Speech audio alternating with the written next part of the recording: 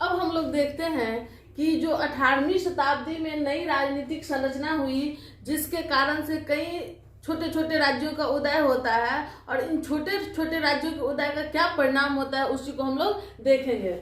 इन छोटे छोटे राज्यों के उदय से राजनीतिक और प्रशासनिक बिखराव होता है। जो राजनीतिक एकता थी, जो एक केंद्र के अधीन सारा राज्य, पूरा क्षेत्र शासित होता था, वो अब छोटे छोटे राज्यों के अधीन जनता आ गया और अलग अलग क्षेत्रों का अलग अलग नियम कानून हो गया, जिससे क्या होता है, एकता भंग हो गई, क्षेत्रवाद की भावना का उदय होता है। किसी एक केंद्रीय शक्ति के अधीन भावना नहीं होकर के अब क्षेत्र के शासक के अधीन जनता का भाव जुट रहा था, जिससे लोगों के अंदर स्थानीय मुद्दा, स्थानीय शासक, स्थानीय आवश्यकता पे ज्यादा ध्यान दिया जाने लगता है। भू राजस्व की वसूली में नया प्रकार का एक व्यवस्था होता है, वो है ठेकेदारी व्यवस्था।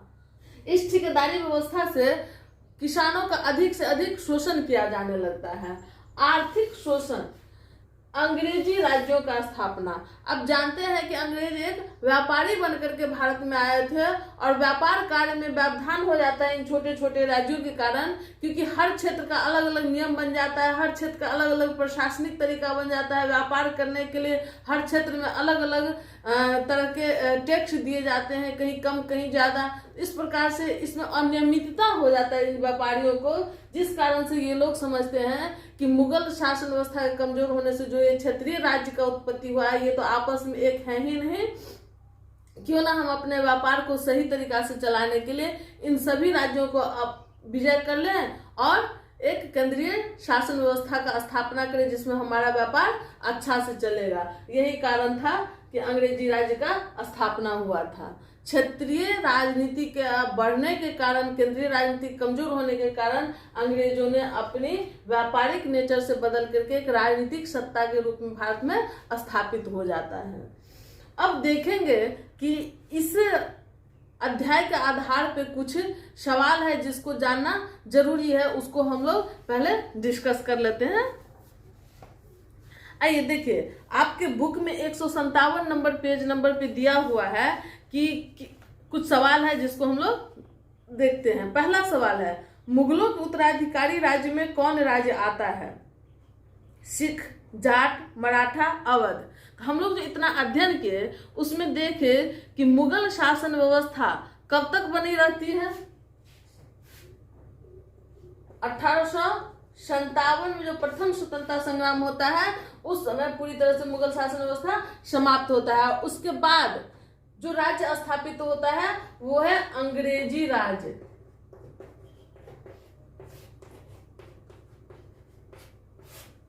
तो अंग्रेजी राज्य का स्थापना होता है मुगल शासन के बाद।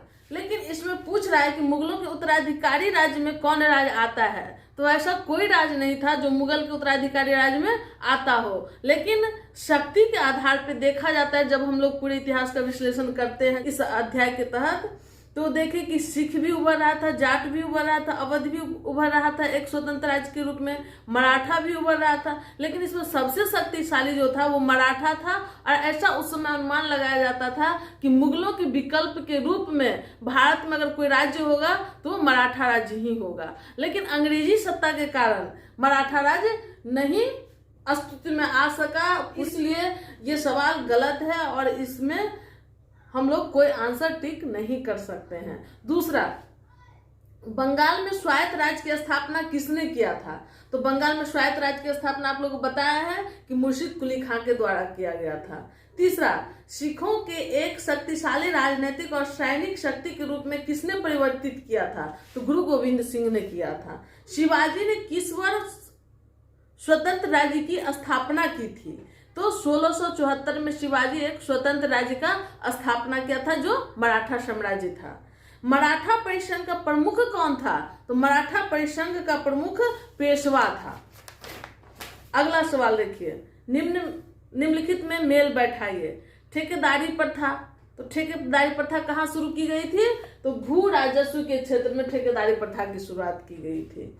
सरदेशमुखी शिवाजी के द्वारा लाया गया था, तो ये मराठा से इसको मिलाएंगे। निजामुल मुल्क, तो हैदराबाद का जो स्थापना किया था उसे निजामुल मुल्क कहते नाम से जानते हैं। सूरजमल, सूरज जाट राज्य का सूरजमल था। 1707 ईस्वी में क्या हुआ था, तो 1707 में औरंगजेब की मृत्यु हो गई थी। इस प्रकार से ये अध्याय समाप्त होता है और आगे हम लोग अगला क्लास में पढ़ेंगे। धन्यवाद।